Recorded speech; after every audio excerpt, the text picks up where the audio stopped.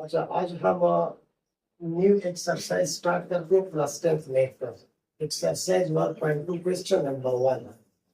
इसमें जो इक्वेशन है हमारे पास, इसकी पावर है 4। इस इक्वेशन का पावर 4 होते हैं वो बाई क्वाड्रेटिक इक्वेशन।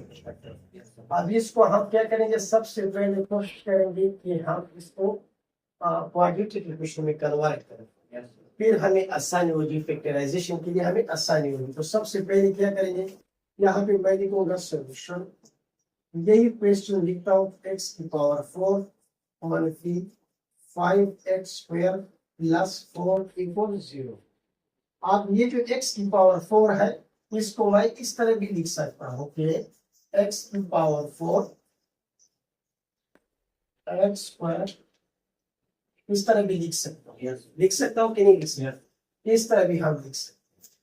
तो यहाँ पे मैं इसको इस तरह लिख लूंगा, एक्स स्क्वायर और ये हो जाएगा होल स्क्वायर इसका मनफी 5, ये x square plus 4 equal to 0। अब इसका नाम मैं रखता हूँ इक्वेशन 1। क्या नाम रखता हूँ? इक्वेशन 1।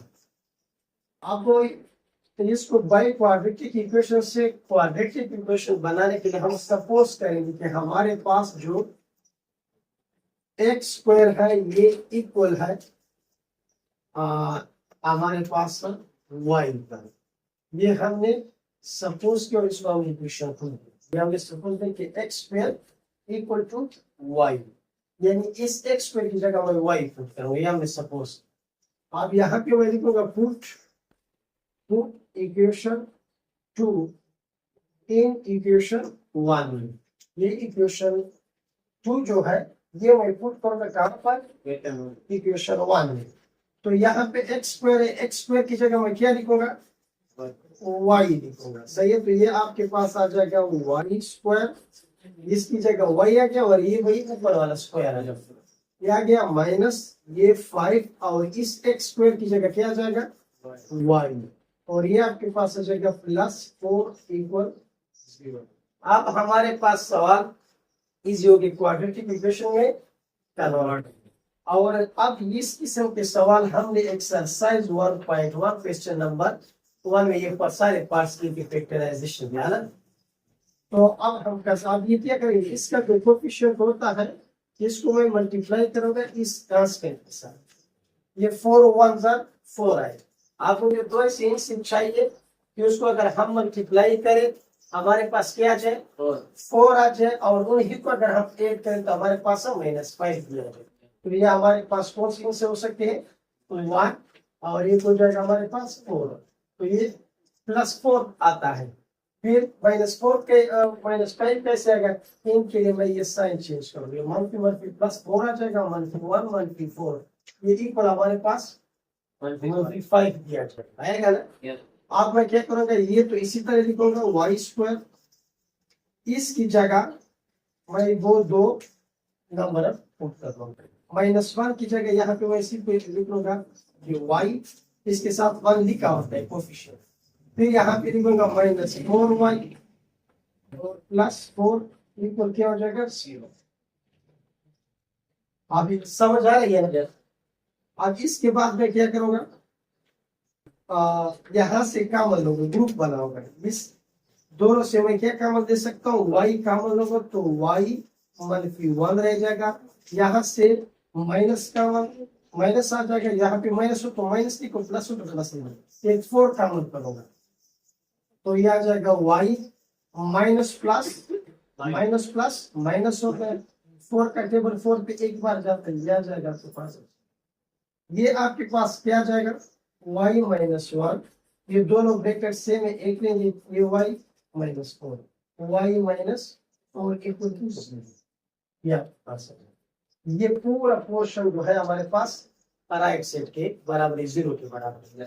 सही है, अब मैं क्या करूंगा, यहाँ पे मस्जिद आपको करता हूँ, यहाँ पे मैं कि y -1 इक्वल 0 और y -4 इक्वल 0, y इक्वल 1 और यह जगह y इक्वल +4।